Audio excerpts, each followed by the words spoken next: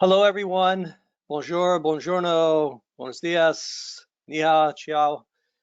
Glad you could join us today. I see quite a few attendees out there already and more coming in every minute. So really pleased to be here. As Mark mentioned, I'm president of goFLUENT, and I was asked to do this. Not exactly sure why, except maybe it's because I've now lived through 4 different major existential crises around the world. So going back to the dot-com crisis, 9/11, 2008, and COVID now, maybe I make the perfect moderator.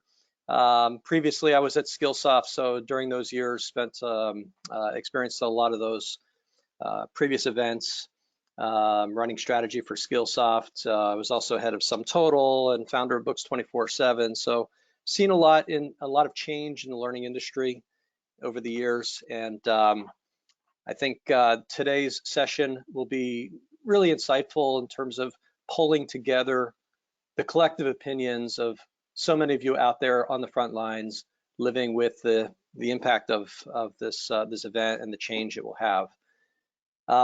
So why are we doing this live survey? Well, we're experimenting with some new technology here with menti.com, and hopefully you've had a chance to go to menti.com on your mobile device and use the code 80141 at the top of the screen.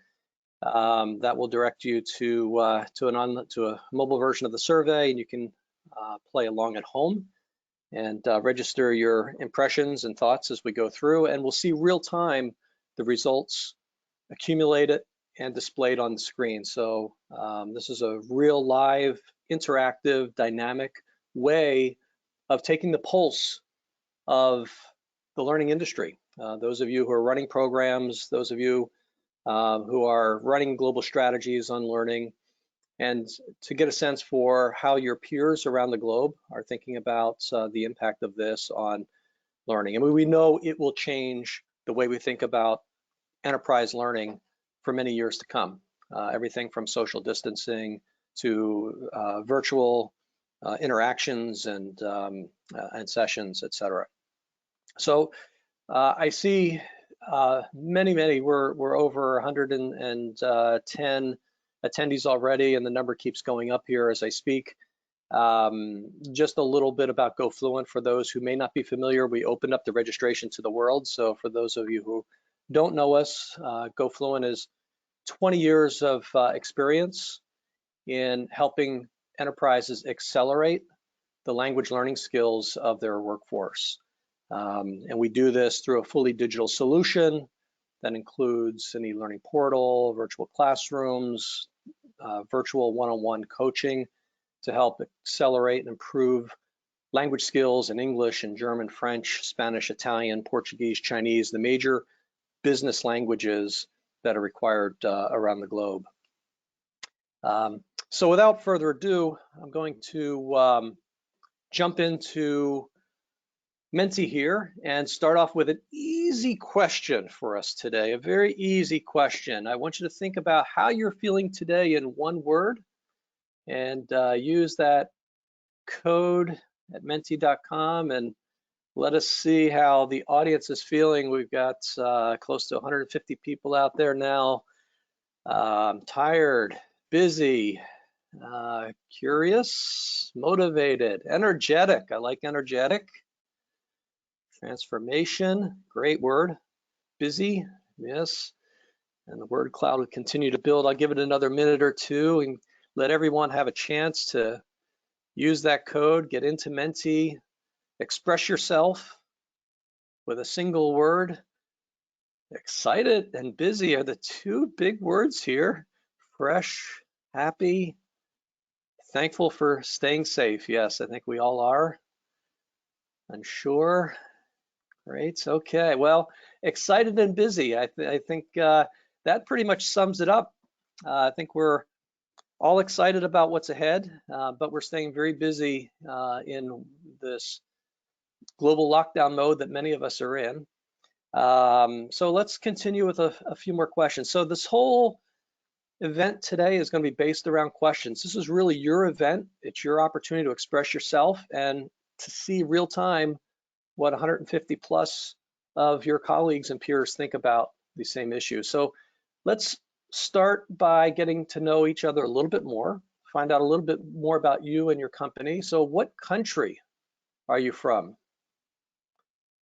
Italia, Germany, Spain, Austria, France, Turkey, Russia, Poland, Venezuela, early risers, China, very good, very late there, UAE, Catalonia, Korea, wow, very good mix of countries, Romania. Thank you all for joining us today, more coming in. We've got a great representation from around the world. So I want to ask you now, what is your role in your organization? What is your role? Are you HR director, a CLO, L&D director, training manager, training assistant, trainer? If it's something close, you can use one of those choices, or you can choose other. But what is your role? We're seeing, yes, many, as I suspected, many people here and are trainers, training managers, training assistants, CLOs, looking and building programs. Wow, okay, training managers get the prize here for this one. Many training managers out there, so I'm sure you're curious about how your peers are thinking about what happens in a post-COVID world. So tell us a little bit about your organization size. You're a small organization of just a few hundred employees, or your large organization, multinational with 20,000 employees or more. So we have a good distribution here. Many different companies coming in, seem to be settling. Wow, look at that. It's a very even split, pretty much across the board. I would say most in the 1,000 to 5,000 range, but a very good distribution. So I think we're getting a great cross section of companies participating today, which is always nice. Might be a little challenging to see here, but what is your organization's industry? So what segments are you in? The banks jump on it right away, 50%. Now you got other industries coming in. Very neat here to see participation, and the numbers change dynamically as people vote. Seems like you're all making good use of the Menti app and joining in. It's great. Wow, we've got a lot of others out there.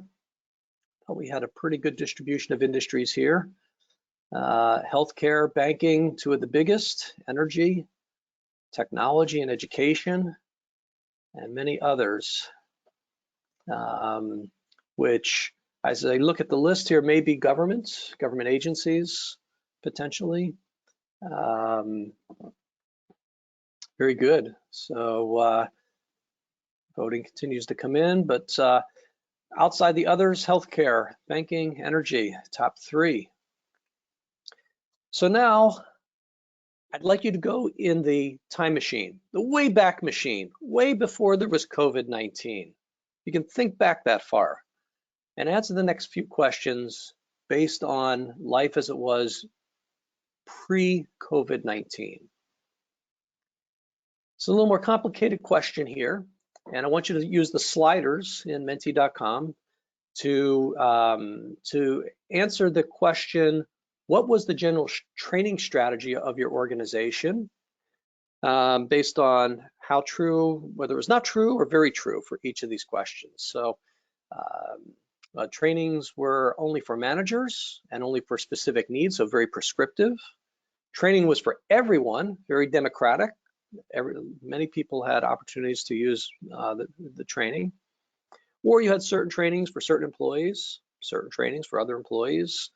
Again, somewhere in the middle, somewhat prescriptive. Okay, interesting. So there's a good split here between companies that are opening training for everyone, making it available to as many employees to allow for self-development and encourage self-development. And then we have the most number here who have certain trainings for certain employees, certain trainings for other employees, and I would imagine that certain trainings were also open to everyone. It's sort of a hybrid model there. And again, this is pre-COVID. This is how things were operating before COVID. Now, I'd like you to take a minute to think about the type of training program and how you prioritize them. And I want you to ignore the 1st through 7 on the screen. When you go to the Menti app, you'll just see a series of boxes, pull-down boxes, where you can prioritize for your organization pre-COVID. What were the priorities in different topical areas of training? So again, you'll go to Menti, you'll start checking them off, and we'll see here what the priorities were: technical, compliance, leadership, languages, compliance, languages, technical. It's interesting to see how they move around. And languages was near the top. It's now down around compliance, leadership, technical, high priorities. And yes, you know, in this world where the war for talent, especially technical talent, is very tough, you can understand technical skills being a high priority. Compliance, of course, many of you in the banking industry on this call, very highly regulated industry. Leadership, you know, developing that next generation of leaders, which is so important in changing demographics we have in organizations. So great cross section here of priorities of programs. So thank you. Now, big question: how were your training programs primarily delivered pre-COVID? Primarily e-learning modules, face-to-face classes, virtual classrooms, webinars, video learning, other modalities. So again, thinking in that pre-COVID world, a lot of face-to-face classes. This is not totally surprising, as face-to-face was a big part of so many organizations. I saw a Brandon Hall survey that came out yesterday that said 96% of programs pre-COVID had some face-to-face component. So yeah, this is not surprising in pre-COVID here. 42% face-to-face, 27% e-learning modules, and then some other modalities here scattered about. So I think face-to-face component, not surprisingly, a high piece. So let's just drill down on that a little bit more. And again, thinking pre-COVID, what percent of trainings were delivered face-to-face versus online? And here, everything has to add up to 100. So think about how you're dedicating face-to-face versus online in terms of your overall program. And we'll take a look at the results here. 79, 80% face-to-face, 20% online.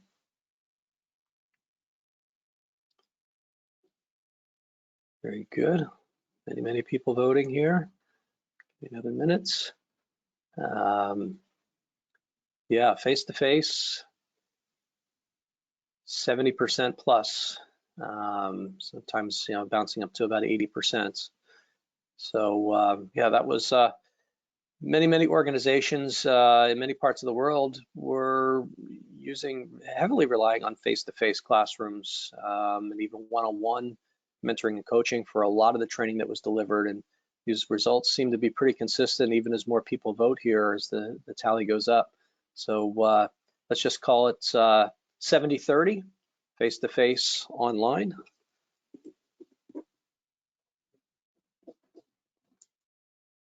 Right.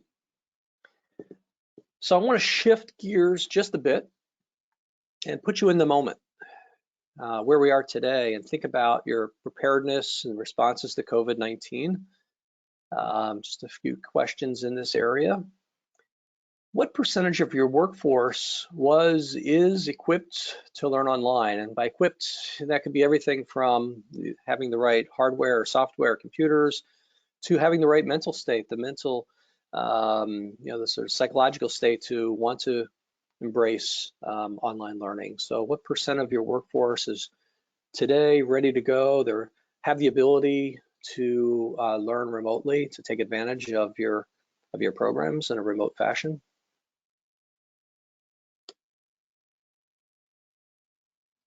Great, the numbers are pouring in. 75, 76% are equipped, which is great news. Again, in the Brandon Hall survey, while you're voting, the Brandon Hall survey that I saw yesterday said the biggest challenge in this COVID world wasn't so much hardware or software, but it was really dealing with the distractions of working remotely. And the three biggest distractions were spouses, pets, and chores. So there you have it. So here we go. Yeah, so now we've got about close to, between 70, 75%, so 73.2% right now feel that they're fully equipped to learn online, which is great. It says a lot about the industry's preparedness, the use of e-learning, as we saw in the last slide. Now think about your budgets. How are you thinking about budget allocations? So when you think about online training, and we'll contrast this before and after COVID, how do you think about how your budget for online learning will change? Interesting numbers here coming in, really interesting numbers. So about a third of the budget before COVID, after COVID, seeing half to slightly under, slightly over, half. So clearly, on a percentage basis, a pretty fairly significant shift from or to online training, from face-to-face before and after COVID. Wow. Okay, so the numbers are still coming in there, but we're about, that's almost on a percentage basis, almost a 50% increase in allocation to online training, which I think in one way is not very surprising given what we've experienced in the last 4 or 5, 6, 8 weeks, depending on where you are in the world. But on the other hand, it does say that coming out of this, we're going to build even more programs, stronger programs, and continue the momentum of online training now that more and more of us have gotten to use it in other ways. So for the next question, I'd like to ask, which of the following components have been most impacted when you think about your training programs, training delivery, training budget, training teams, the learners themselves? You can, again, ignore the first through fifth on the screen. If you go into Menti, you can check off which of these have been most impacted from your point of view. Training budget, training delivery are two that are coming out on top here at the moment. Many people still voting. Great. I love seeing the shifting as more and more people vote here, and we get a chance to see how people are thinking. Training delivery is one of training delivery, training programs, training budget, three things most impacted, which says a lot about our learners, that our learners maybe in some cases are ahead of us. They're living in digital worlds, they're living on their smartphones, they're very comfortable with virtual technologies and digital technologies that maybe wasn't the case, at the last crisis, during the fiscal crisis of 2008.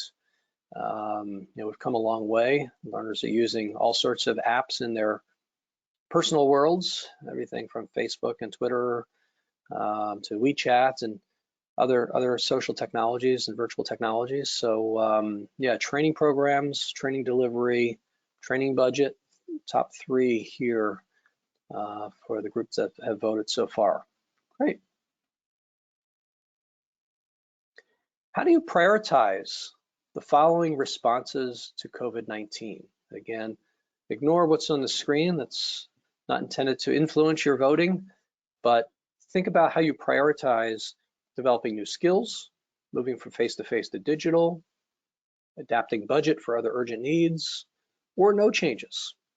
As you were responding to COVID-19 crisis and everything that was happening over the last weeks and months. Yeah, some people saying no change. Perhaps that was because they were very virtualized already and sort of top of the scale in terms of having programs built around e-learning and virtual delivery. But number one, again, not surprising, moving from face-to-face to digital learning, saw the same magnitude of response in the Brandon Hall survey as well, that there was a lot of immediate reprioritization of within companies looking to take programs that had been built for face-to-face delivery, for classroom delivery, and rapidly converting them to VILT, to virtual ILT, or digital training, and putting a lot of stress on learning organizations as well, at least in the Brandon Hall survey.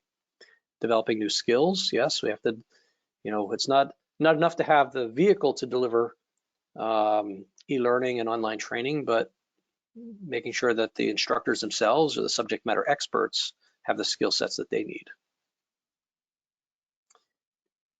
Okay, responding to COVID-19, what's your order of priority? So is it working from home training programs, engaging remote workers or learners, identifying skills for business continuity, identifying digital learning platforms and tools? But as you think about your response, what was your order of priority? And again, you can vote on these in terms of the sequential order.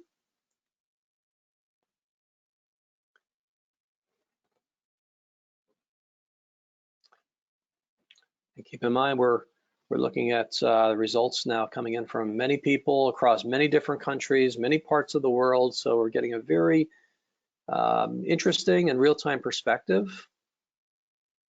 So working from home training programs is and identifying skill. Well, a lot of changes here in the top three, which suggests that they're all pretty close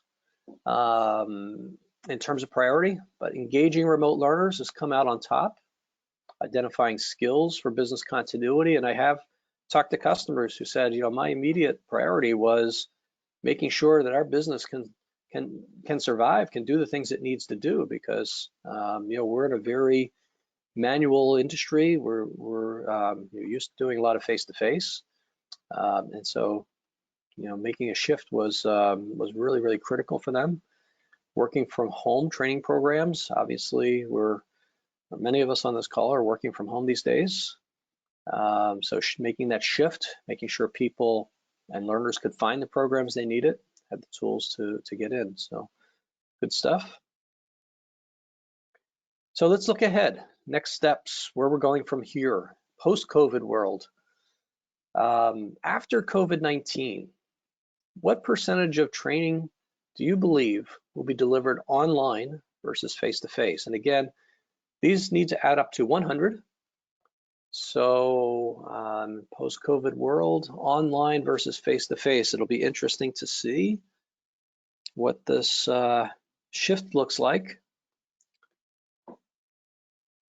You'll recall earlier we had about 72% was face-to-face, 28% online. We're seeing a big shift here. Yeah, so we're, wow, 50-50, more votes coming in, tallying those up. Quite a dramatic shift here towards online. And this is across the world where, face-to-face may have been the preferred mode in a pre-COVID world. We're seeing online as the prevailing dominant modality going forward, 53% saying that's primarily online. in a post-COVID world. Really interesting numbers here, and then it's creeping up a little bit more. So again, pretty dramatic shift from the way the world was pre-COVID. Just to remind you, so we were at 28% online in pre-COVID, 54% post-COVID for online, and face-to-face 72% pre-COVID, 46% post-COVID. 72 pre, 46 post for face-to-face. So big dramatic shifts here across the industry. Now think about your programs and think about how centralized they are or were, and how that might change in a post-COVID world. Do you see that the programs need to become more centralized to be effective and to be agile, need to become more decentralized to become more agile? Any learnings from the types of programs that you were running pre-COVID, and then as you were responding and as you're thinking towards the future, how those programs will evolve? Do you think they will evolve more towards centralized or decentralized pre and post-COVID? So interesting here, in a pre-COVID world, it seemed that programs tended to be slightly more centralized. In a post-COVID world, tending to be a little bit more decentralized, but the numbers are pretty close. As more of you vote, it seems that maybe there's not much of a shift. Maybe we don't yet fully understand which is better for responsiveness and agility. Maybe we're still assessing, and we'll do postmortems once we're all back into a world that's more normalized. But the numbers do suggest a slight tendency towards a more decentralized approach in the future in a post-COVID world, which is quite interesting.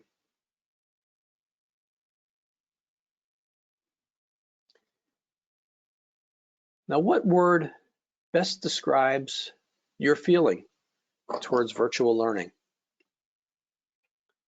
I don't know if you have many feelings towards virtual learning, but they're coming in. Ambiguity, distrust, agility, awkward, mandatory, effectiveness, glad to be digital native. Some millennials out there, some digital natives, very good. Not really a habit. So if you haven't voted yet, take this time, this opportunity to get your word in there. We'd love to see how you're feeling about virtual learning. Flexibility has jumped up to be a big one. Opportunity, uncertainty. Maybe those of you who were primarily doing face-to-face and having to make a quick shift are thinking about this with ambiguity and uncertainty, certain awkwardness.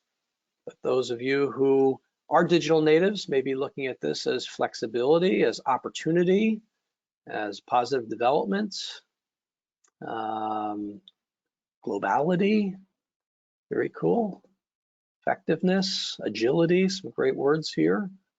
Yeah, clearly, the audience is, is coming at this from a variety of perspectives, yeah.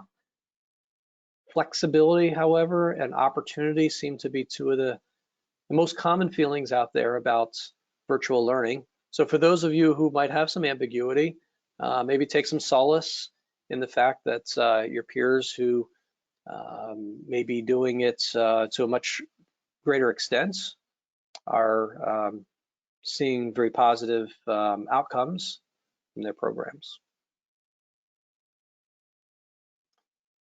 So finally, in one word, how do you feel about the future of training post-COVID-19?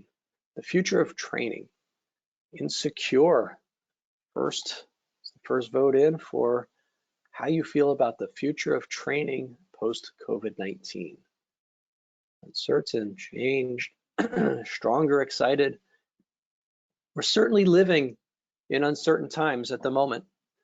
And we need to think about, what I said at the outset, that having lived through many of these existential crises in the past, I'm old enough to remember the dot-com crisis and have lived through it from a learning perspective. These events, when you're in them, can be uncertain and insecure, but when we emerge from them, things evolve, things change, and almost always things are stronger and better, and we gives us an opportunity maybe to challenge mindsets and to challenge traditional ways of doing things and invent and embrace new ways of doing things. So mindset change is a big one, and I think that's exactly what I was suggesting. And changed, yes, I think change. We're seeing change on the screen. Mindset change, full of chances, lots of change. So optimistic. Yeah, really good mix of emotions here about the future. I will embrace that word change right in the middle and say I think we all feel that things have changed significantly and will change in the future. We'll be part of that change. And I think all of us here today who have taken some time to participate in this interactive discussion have an opportunity to lead that change and to be part of that and change the mindsets in our organizations, be the leaders of bringing new digital technologies to the arts and the science of learning to really help drive the skills that our organizations need to be successful in the future.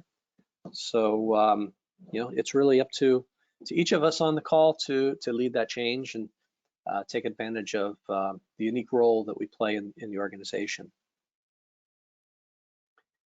So, in conclusion, today, I guess we've all seen the numbers roll in together. I think that one of the big takeaways, not surprising, is that we will see a major shift away from more classroom-based, traditional face-to-face types of programs to more digital programs. That may be going fully digital with certain types of training. It may be still doing a blend, but much less reliance on the classroom components. We saw that people are have some degree of angst about the future and these digital technologies, but we've also seen that many organizations have fully embraced them or nearly fully embraced them before COVID-19, and this no doubt redoubles their efforts, and we'll be looking at new technologies to embrace to ensure that that learning can happen digitally more effectively.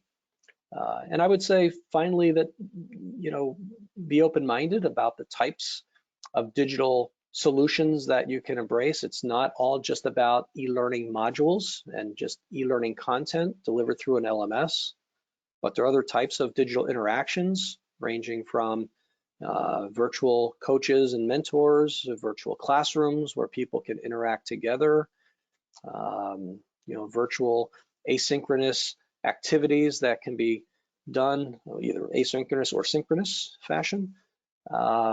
So there are lots of opportunities to introduce digital technologies, and I'm sure like me, many of you have been on webinars and virtual sessions, Zoom sessions. I know Zoom has become part of the vocabulary here in America over the last few weeks as a tool for connecting people and doing virtual sessions, and whether you're using Zoom or Google Hangouts or GoToMeeting or any of the other myriad technologies out there, they all do have a way of making people feel connected and included and transferring information and skills, as we've done here this morning. So with that, I'm going to just pause and give you an opportunity to ask any questions, any burning questions that are out there. Again, our topic today was how COVID-19 is transforming learning. I actually got one question already, and the question is, will the slides be available after the session. So yes, our intention is by early next week, you should receive an email. The email will include two things for you. One is a link to the playback of this session, so you can actually watch the session, share it with colleagues if you so choose.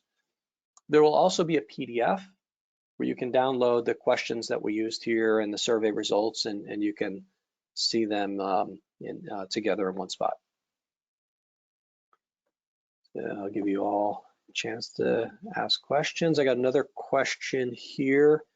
How does goFLUENT see the crisis impacting language training? I'd say, well, it's excellent question. You know, our experience in language training is that language remains one of the, I'd say, one of the areas where there's been the heaviest reliance on face-to-face training in the past. So we've seen a surge of interest, desire to explore virtual technologies for language skills development.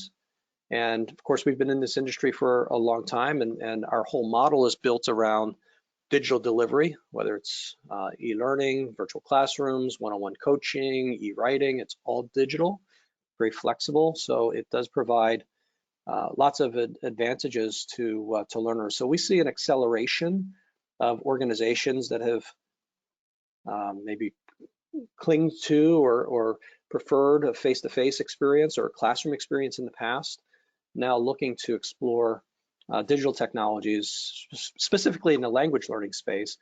You know, my experience at Skillsoft was, you know, things like, you know, technical skills, learning to code, develop, you know, or even soft skills have been digitized for many years, and many companies are very comfortable with using those technologies for those skill sets. In language learning, I think we're starting to see more and more desire to use these technologies. Question, what are the first steps in a switch to digital learning? It's a great question, and you know, clearly having the tools, having the technologies, and you know, is step one. You need to have the delivery mechanisms, just like you know, many organizations, you know, who are embracing e-learning needed a delivery mechanism like an LMS. So if you're going to a digital learning solution or offering, you need to have the delivery mechanism. So whether it's an LMS for e-learning modules or some sort of a virtual collaboration tool like a Zoom or GoToMeeting, having the tools and making sure that your learners have the ability to access them from their desktop. I know some organizations are very locked down, so you need to make sure the tool set that you're choosing, the learning organization is choosing, is whitelisted with your IT department so that learners can come in. You may want them to have the ability to access from home on their own to take advantage of self-directed learning opportunities that you're making available. So that whitelisting is important. And I think the other thing that you want to do is if you're new to it and rolling out virtual learning for the first time, is to make it an event, to make it a launch, to promote it, to ensure that people know it's there, know how to find it. Consider doing some virtual launch sessions or welcome sessions, brown bag sessions to get people comfortable with the concept of what's available.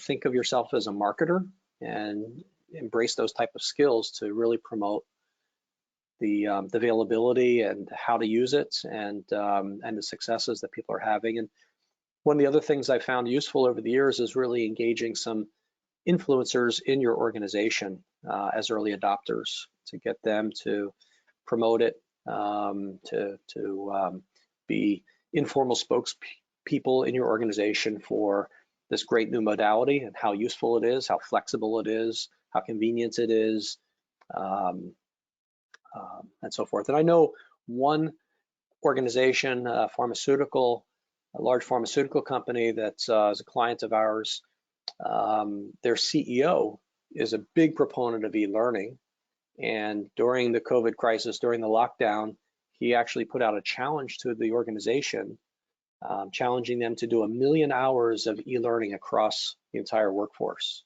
1 million hours.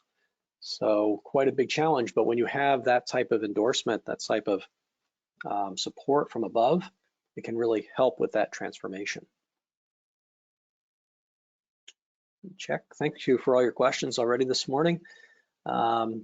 Take another one here. Social distancing aside, why is a virtual coach better than a physical language coach? So why is a virtual coach better than a physical language coach? Well, several reasons really. First and foremost is convenience. You can, when you're trying to learn languages, it takes persistence, and you have to stay with it. It's not something that you can start and stop and have an effective experience. You need to practice. You need to have continuity. So with a virtual coach, language coach, you've got the convenience of being able to schedule or reschedule depending on what suits you. You may be in a role that requires a lot of travel. You may prefer to work with your coach before your workday or after your workday. So having the flexibility to schedule a virtual coach 24/7 is important. You also get a much more personalized approach. If I think about language learning in a classroom versus having a one-on-one coach available, that one-on-one coach is going to know, where I am and what my challenges are, and can really tailor the learning experience to me. Yeah, third, I think that, when you're working with a virtual coach, at least in an environment like goFLUENT, where you also have the learning portal and the virtual classroom, your coach can see all the activities that you've engaged in. So they can see what work you've done in the e-learning portal. They can see where you've struggled. They can see what things you already know, so they don't have to waste your time reteaching you what you already know. And that's very helpful, and it helps build that bond between the instructor and the learner, and really creates this sort of what we call hyper-personalized approach to language learning, and really helps it stick and helps accelerate it. So many advantages to a virtual coach. The other is also that sometimes a learner just doesn't click with the instructor, and that can be that can lead to disengagement for the learner, whether it's in a classroom setting or a one-on-one setting. So in a virtual coaching environment, you have flexibility to switch coaches, switch instructors if for some reason it's not clicking or you just want to change. We have some learners that have been with their instructor for literally years. We had one instructor who was visiting Milan in December and had a student. She was from America, from St. Louis, and her student was in Milan. She had been coaching the student for years at goFLUENT. And when the student found out that she was visiting with her husband in Milan, the student said, you must come to dinner at our house, meet my family, meet my kids. And it was this reunion of a virtual relationship that evolved literally over a many-year period. And they finally got a chance to meet face-to-face over a great dinner. And we have other students like myself who sample different instructors. So I'll be coaching with one instructor for a few weeks, and then I'll switch to another instructor and really enjoy getting a sort of diversity of approaches. But with 500 instructors around the globe, it's a very convenient way for me to get different perspectives and different instructional approaches to help me as a learner. Well, we're coming up at the end of the 45 minutes here or so. So with that, just double checking, I think that was the last question that's come in. So I hope you enjoyed this morning's session.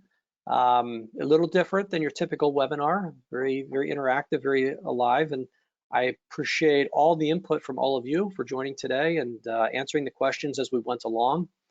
Again, everyone will get an email with all of the information that you can use afterwards.